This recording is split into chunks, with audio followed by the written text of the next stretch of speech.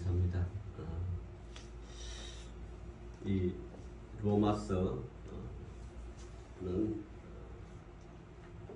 사도 바울이 로마에 있는 교회들에게 편지를 하는 그러한 장이 이 로마서입니다. 이 당시 로마는 아주 박해가 극에 달하는 그런 시절이었죠. 다시 말하면 기독교가 공인되지 않는 그러한 시대에 기독교인에 대한 핍박이 극에 달하는 그런 시절입니다. 그러면 왜 로마가 기독교인들을 그렇게 핍박할까요? 그것은 이 당시 헬라 철학이 로마를 지배하였던 그런 시절이고, 또 로마 황제 자신이 우상입니다.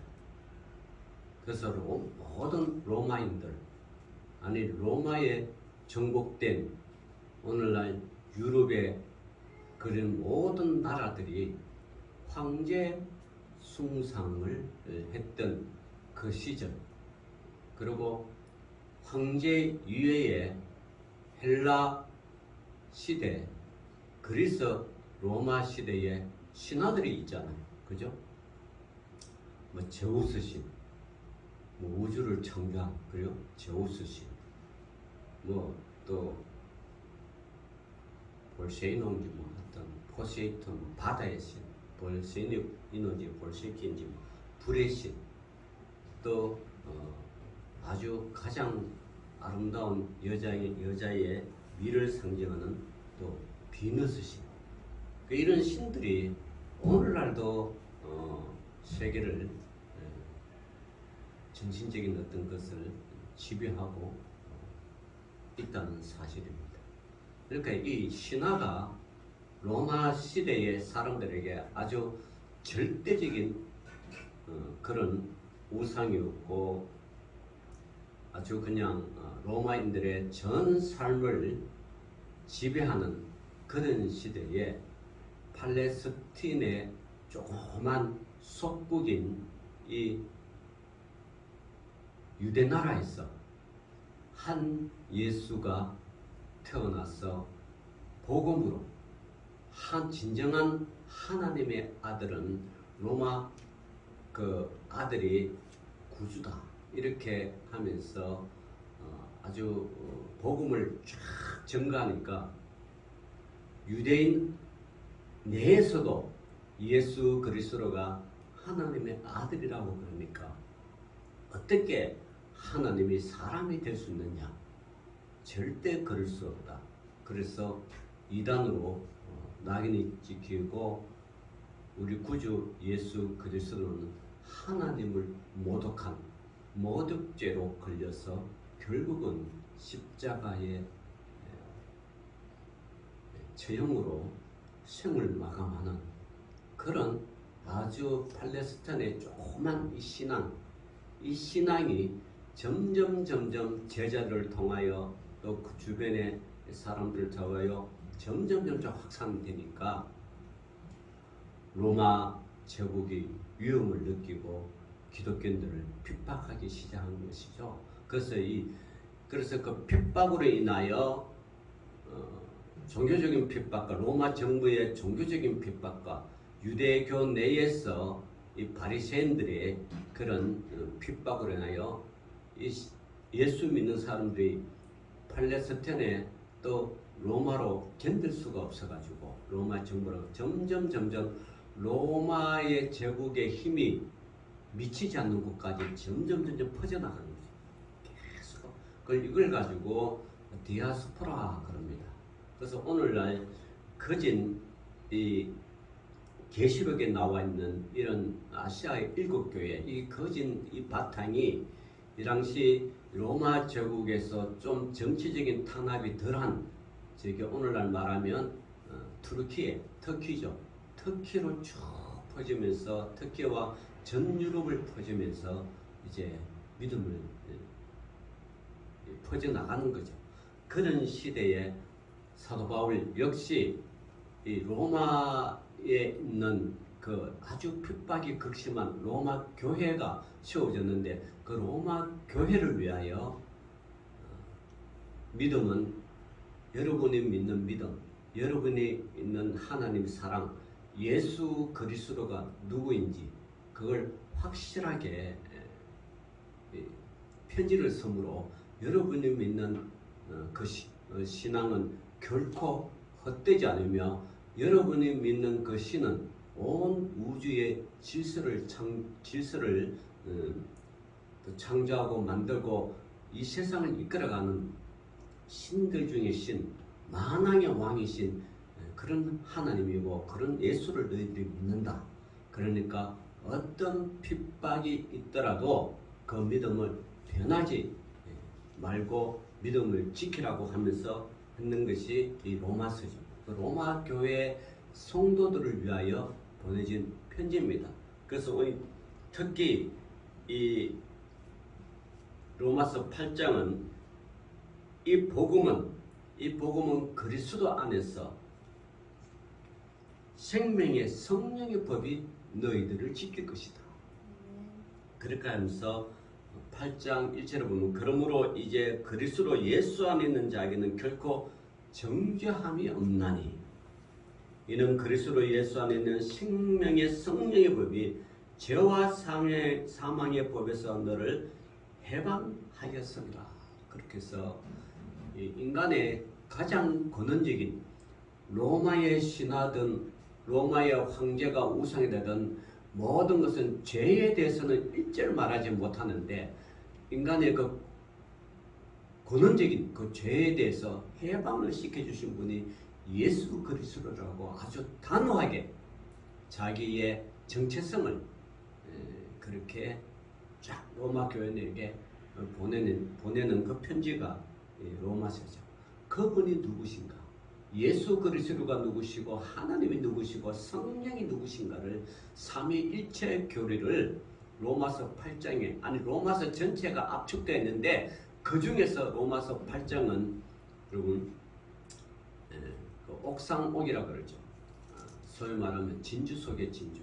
아주 그냥 아주 귀한 그것이 로마서 8장이고 그래서 로마서 1장부터는 8장부터는 초반기에는 예수 그리스도 그 다음에 성령 그리고 오늘 저와 여러분이 읽었던 이 31절부터는 하나님이 누구신가 하나님이 어떤 분인가를 그래서 나타나는 하나님의 사랑 예수 그리스도의 사랑 하나님의 사랑을 이야기하는 것이죠. 자, 31절을 보니까 그런즉 이 일에 대하여 우리가 무슨 말 하리요? 만일 하나님이 우리를 위하시면 누가 우리를 대적하리요? 예, 이 세상에 그 어떤 로마 권력이나 그래서 헬라에 나오는 신학을 이것은 다 거짓이고 가짜고 허무하다는 진짜 신은 누구냐? 하나님이시다. 하나님이 우리를 대변해 주시고 우리를 위하시면 그 어떤 세상의 권력과 권세와 신화와 그 어떤 것들도 감히 우리를 대적하지 못한다. 예, 이게 참 얼마나 하나님의 사랑입니까? 여러분, 우리가 하나님을 믿으면요, 어떤 것도 대적하지 못해요. 여러분, 뭐 공산주의니 또 뭐 무슨 사상이니 그거 여러분 시대에 따라 다 변합니다. 환경에 따라 다 변합니다. 그러나 변하지 않는 것이 있다면 하나님의 사랑이죠.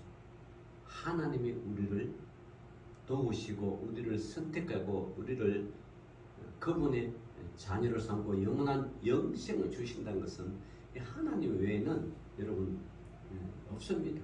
그만큼 세상의 모든 것은 변하지만 하나님은 우리를 사랑하는 그 사랑의 확정은 변하지 않는다는 것이죠. 그래서 이 31절부터 39절은 로마서의 5장부터 8장까지의 결론에 해당하는 그런 말씀입니다. 하나님께서 우리를 사랑하시기에 고난 가운데서도 넉넉히 승리할 수 있다는 것을 알려줍니다. 우리를 하나님의 견고한 사랑으로부터 끊어낼 자가 아무도 없다는 사실. 여러분 6.25 때 이 문경순이라는 전도사님이 계시죠. 성결교단에서는 아주 그런 유명한 순교자입니다. 이분이 여자입니다. 결혼을 해서 남편과의 이별을 하고 그 신앙 여러분 신앙 아빠다. 그 신앙 그 성을 하나하나도 다니면서 전도를 하고 섬기고 그래서 결국은 유교가 나서 공산당이 저 신앙까지 왔죠. 그래서 문경순이라는 이 전도사를 총으로 쏴 죽이고 창으로 쏴 죽이고 창으로 찔러서 그래서 죽였어요. 그래서 그 기념관이 아직도 저 신안에 있어요. 그래서 요즘 이렇게 보면 우리 노예도 어떻게 하면 성도들의 신앙을 좀 더 순교자적인 신앙으로 좀 고치시킬까 그렇게 생각해서 신안 그 문경순 전도사 그 기념관도 방문하고 우리가 좀 가까운 제가 여러분과 함께 화성 제암리에 그 제암리 교회를 갔는지 안 갔는지 제가 기억이 없는데 제암리 교회도 방문하고 좀 더 나아가서 제 계획은 가장 복음이 선교사로부터 들어왔잖아요. 그 선교사들이 묻혀 있는 그 묘지가 있죠. 그게 어디죠? 그게 서울의 양화진이에요. 양화진. 거기 한번 가을쯤 되어가 지금은 더우니까 선교 헌신 예배를 드리고 오후에 양화진을 한번 방문할까 생각 중입니다. 여러분 의논은 나중에 해야 되겠지만 그렇게 해서 이 신앙이 어떻게부터 흘러왔고 어디로 가고 앞으로 어떻게 됐든지 그 한국 교회가 특히 우리 노예에서 막 이제 신앙을 고치시키려고 하고 있습니다. 어쨌든 그런 하나님의 견고한 사랑이 누가 감히 끊어내고 또 누가 감히 우리를 대적하고도 멀쩡하겠습니까? 라는 반문의 이 편지가 그거죠. 이 30절 31절 32절이 그거죠. 그런즉 이 일에 대하여 우리가 무슨 말 하려요? 만일 하나님이 우리를 위하시면 누가 우리를 대적하리요? 자기 아들을 아끼지 아니하시고 우리 모든 사람을 위하여 내주신 이가 어찌 그 아들과 함께 모든 것을 우리에게 주시지 아니하겠느냐? 하나님께서 자기 믿는 자기 아들들을 위하여 여러분 누가 감히 하나님을 대적하십니까? 예전에 어떤 모 재벌의 아들이 뭐 이렇게 유흥을 즐기려고 나이트클럽을 간 적이 있어요. 그 나이트클럽 직원들이 많은 사람 중에서 젊은이들이 오는데 누가 누군지 어떻게 알아요, 그죠? 즐기러 왔는데 근데 거기서 시비가 붙었어요. 이 재벌집 아들과 유흥업소의 종업 간에 시비가 붙었어요. 그래가지고 이 아들이 죽도록 맞고 왔어. 소위 말하면 얻어 터지고 왔단 말이야.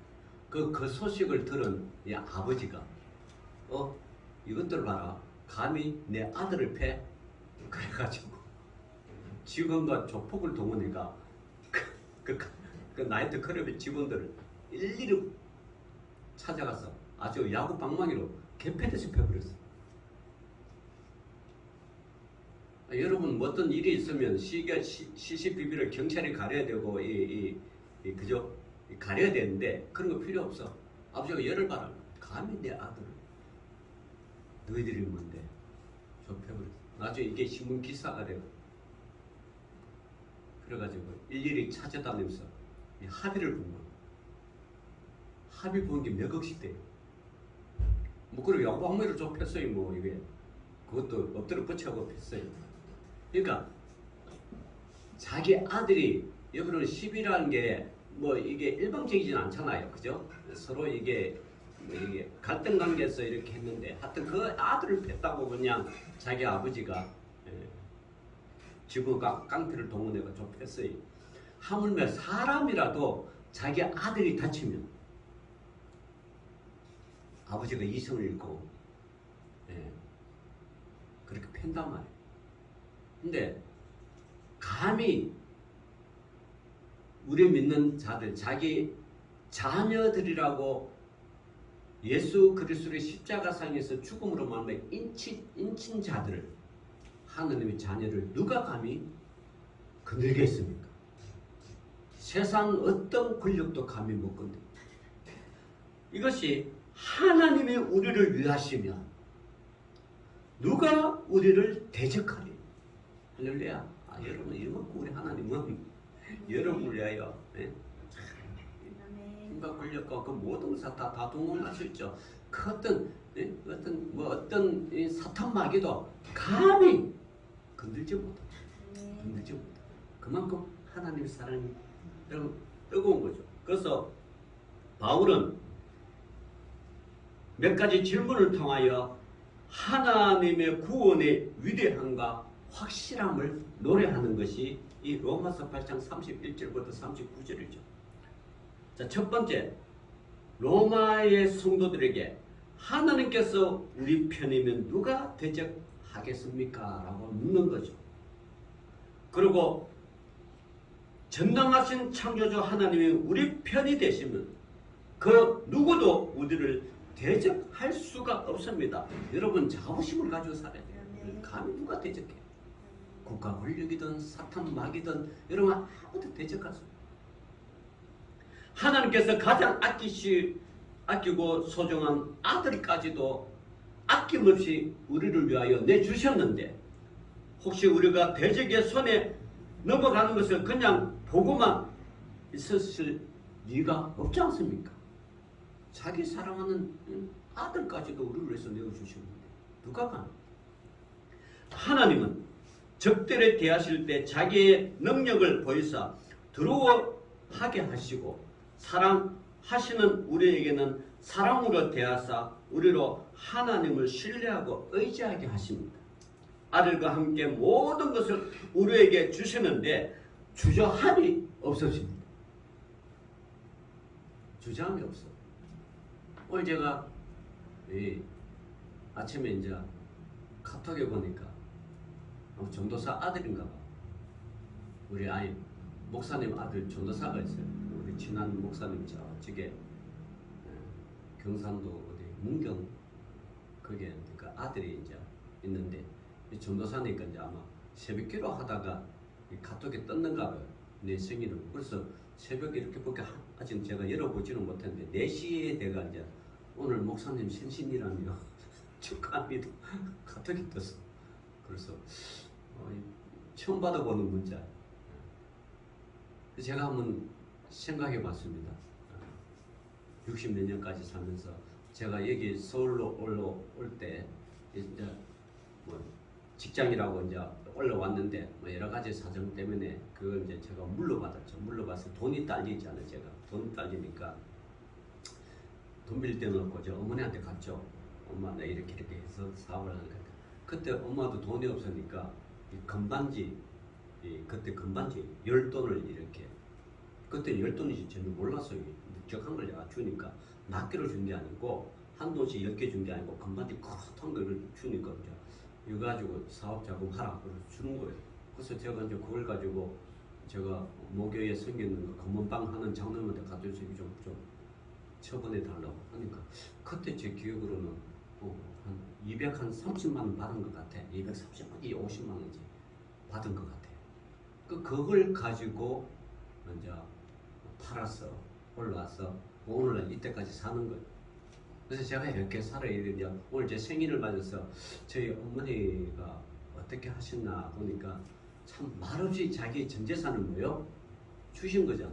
그래서 저는 살아있으면서 어머니한테 내 어머니 반드시 내가 건반지 10돈을 해드리겠다고 했는데 그 약속을 못 지켰어요. 돌아가서. 지금 건반지 하려고 이게 뭐 300만 원, 뭐 400만 원 돈 하는 거 금값이 올라. 이렇게 못 지킨 게 참 좀 가슴에 나중에 또 저희 어머니 또 소천하신 날 언젠가는 그 영전 사진에다가 이 건반지를 금가락지를 만들어가 양쪽 다 끼시라고 2개를 가지고 좀 해드리고 싶은 마음이 제 마음입니다. 그 어머니가 주신 그걸 기반으로 제가 결혼하고 아들 딸 시집 보내고 공부시키고 뭐 이 자녀를 공부시키고 오늘까지 이렇게 온 거예요. 그게 그 시어머니가 된 거예요. 이 어머니 사랑 나를 낳아준 생일 때 한번 이 어머니에 대해서 한번 해봤어요. 회상을 한번 해봤은 거예요. 그래서 참 그래 부모가 자식을 위해서 모든 걸 아낌없이 내어주는데 그것도 뭐 내어줄 때 차용증 쓰라 뭐 쓰라 언제 갚을 이런 말 제가 한 번도 못 들어봤어. 그럼 내주는 거. 내주는 거. 그러니까 하물며 하나님께서 자기 독생자를 우리를 위해서 십자가에서 죽기까지 했는데 그를 믿는 여러분의 하나님 자녀 그를 통해서 자녀가 된 저와 여러분을 하나님께서 어떻게 사랑하지 않을 수가 있겠습니까? 생명과 바꾼 거 아니에요 지금. 그래서 여러분 우리는 예수 그리스도 안에서 여러분을 구속했다 그래. 구속이라는 뜻이 뭐냐 그러면 피로 값을 치르고 여러분을 샀다는 거예요. 그래서 여러분의 생명이 여러분의 것이 아니라는 거예요. 아닌 거예요. 여러분의 생명은 하나님 거예요. 그래서 여러분의 생명을 마음대로 그 생명의 마음대로 여러분 몸을 마음대로 자해도 할 수 없고요. 자살도 할 수 없고요. 왜냐 그러면 여러분의 생명이 여러분 몸에 성령이 여러분의 안에 계시기 때문에 여러분 몸에 내가 내 거라고 여러분 할 수가 없는 거예요. 여러분이 피로 구속해 값주고 샀기 때문에 여러분의 생명은 하나님 거예요. 그래서 이 생명을 이 몸을 우리가 잘 보존해야 되지. 여기다가 그냥 자기 그냥 문신 새기고 그냥 못 산다고 자해하고 더 못 살겠다고 자살하고 이거는 하나님을 모독합니다. 하나님 사랑을 배신하는 거예요. 그렇게 할 수가 없어요. 그렇게 했어도 안 돼요. 왜냐하면 값주고 샀기 때문에. 값주고 샀기 때문에. 그래서 뭐 일부 우리 기독교 단체에도 뭐 자살 예방센터라고 있어요. 그래서 어떻게 하든 이 자살을 하지 못하도록 그렇게 방지하고 위해서 캠페인도 부르고 저도 거기 가서 교육을 받고 뭐 이렇게 하고 자격도 받고 있는데 어쨌든 그게 중요한 게 아니라 하여튼 여러분의 몸은 여러분이 아니라 하나님이 값주고 샀고 하나님이 지금도 여러분을 위하여 사탄 마귀를 대적해서 막아주시고 세상의 어떤 권력으로부터 막아줍니다. 감히 하나님의 사랑을 끊을 수가 없다는 거예요. 34절을 봅시다. 누가 우리를 정죄하리요?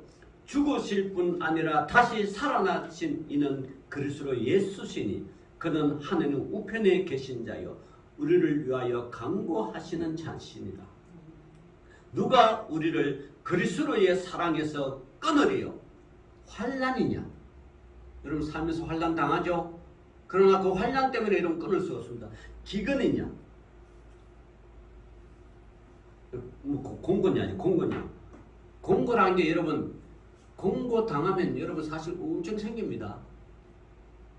공고는 누가 밤낮으로 여러분을 괴롭히는 거예요. 말이 공고지 이게 여러분 우울증이요. 이게 공황장애예요. 심령이 공고하잖아요. 정말 강사한 건데 아무도 나를 도와주지 않는 것 같지만 하나님께서 여러분을 도와주신다. 성령께서 여러분을 도와주신다. 그럴수록 사랑이 여러분을 도와주신다. 그러니까 공고할 수가 없는 거예요, 우리는. 그러나 공고가 있을지라도 여러분 거기에 굴복하지 마시기를 바랍니다. 그러고 박해냐? 박해. 여러 군데서 또 박해오죠. 아내가 여러분 박해할 수가 있고요. 남편이 여러분 박해할 수 있고요. 자녀가 여러분 박해할 수 있고 국가 권력이 여러분 예수 믿지 못하도록 박해할 수 있어요. 그러나 그 박해도 여러분을 그리스도의 사랑에서 끊을 수가 없어요. 하나님의 사랑에서 끊을 수가 없어요. 기근이냐? 예, 사람이 먹고 사는 게 중요하죠. 배고픔을 위해서 여러분 못할 게 없죠. 그죠? 배가 고픈데 당장. 그렇게 극심한 기근 속에서도 하나님은요, 이스라엘 백성들에게 뭐요? 만나와 메추라기를 보내심으로 말미암아 그 기근에서 건져주셨어요. 여러분 이스라엘 백성들 200만 명이 사망해서 농사 없이 그렇게 살아간다는 건 이거는 있을 수가 없잖아요. 근데 농사를 어떻게 짓습니까? 형제에서 지금 애굽에서 나서 홍해 건너서 지금 가나안 땅에 들어가기 바쁜데 언제 농사 짓어요? 여러분 농사 지으면 최소한 얼마나 걸려요? 최소한 1년을 기다려요. 씨를 거두고 물 주고 가꾸고 1년을 기다려야 되잖아. 뭐 어떤 거는 빨리빨리 자랄 수는 있지만 근데 사막에서 지금 그 척박한 땅에 언제 농사지가 언제 그렇게 합니까? 그럴 때도 하나님은 어떻게 해요? 다 먹으셨다는 거예요. 다 먹어요. 저는요 아직도 기억에서 잊을 수가 없는 게 저거 여러분 건너면 우리 집 사택 그거 보면 번호초등학교 있잖아요. 여기 번호초등학교 후문에 교회가 그때 교회를 그때 개척했어요. 지금도 처음 교회가 있어. 자고 일어나니까 철문의 물고리에 쌀이 있고 생선이 걸려 있고 야채가 걸려 있었어. 이건 실화예요, 실화. 실제 경험한 거. 그 개척교회 어려운 교회. 누가 하나 신경도 안 쓰고 누가 하나 돌보지도 않는데 하나님께서 성도들을 통하여 요즘 말씀 제 까마귀를 통해서 까마귀 통하여 걸린 거. 저는 그걸 보면서 야 홍해를 건너가서 사막에서 만나와 메추라기 이 사건이 오늘 내 교회에서도 일어나는구나. 저는 경험만 살아요. 그래서 여러분 돈 없어도 걱정 안 해요. 환난 기근밖에 걱정 없습니다. 내가 경험할 밖에.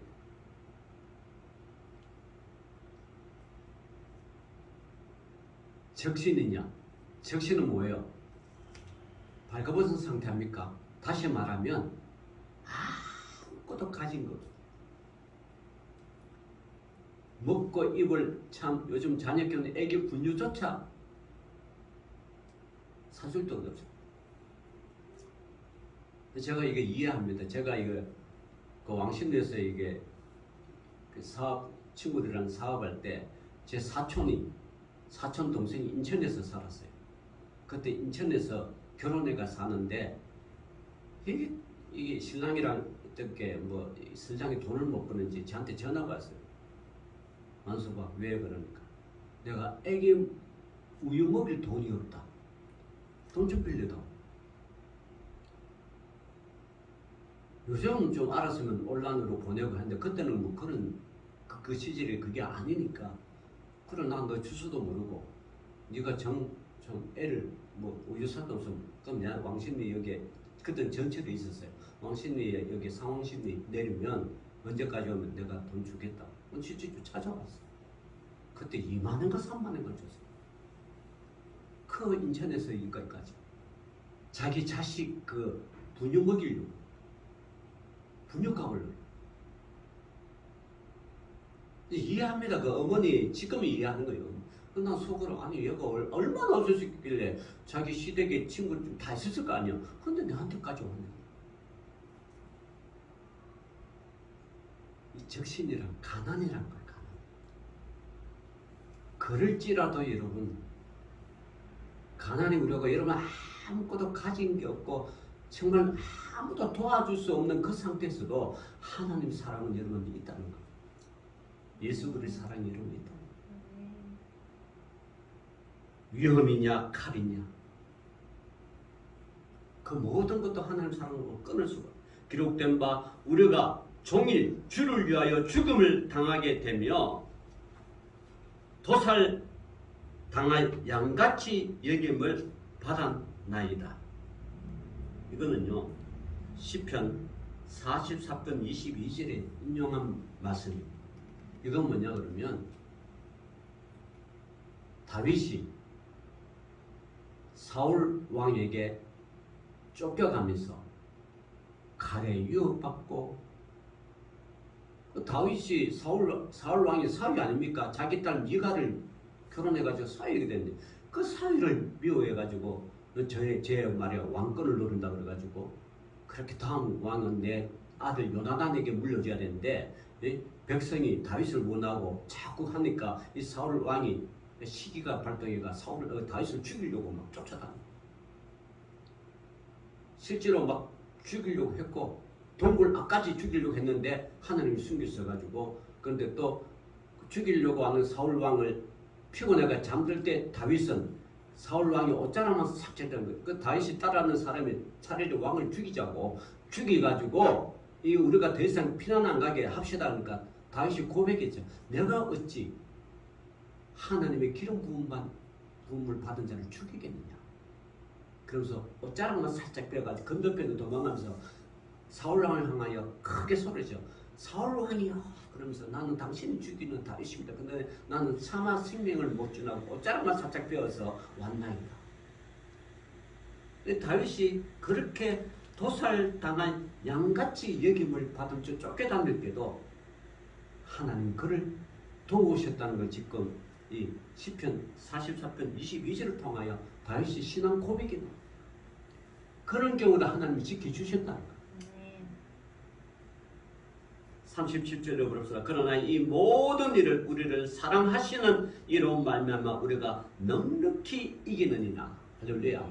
하나님 사랑이 그만큼 여러분 크다는 거예요.